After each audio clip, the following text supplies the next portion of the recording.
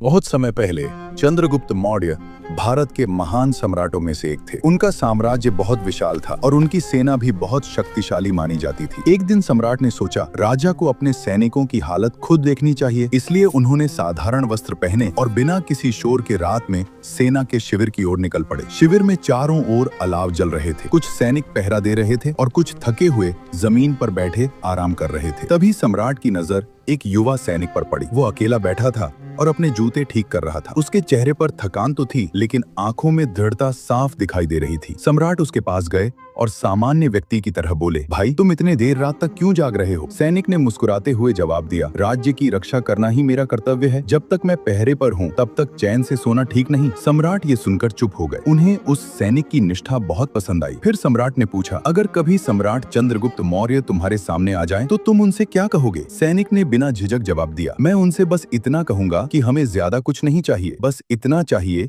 कि हमारा राजा हमें अपने परिवार की तरह समझे। ये सुनकर सम्राट के मन में उस सैनिक के लिए सम्मान और भी बढ़ गया। लेकिन उस समय सैनिक को यह बिल्कुल भी पता नहीं था कि जिस व्यक्ति से वह बात कर रहा है वही उसका सम्राट है। और यहीं से शुरू हुई एक ऐसी घटना जिसने एक साधारण सैनिक की जिंदगी हमेशा के लिए बदल दी।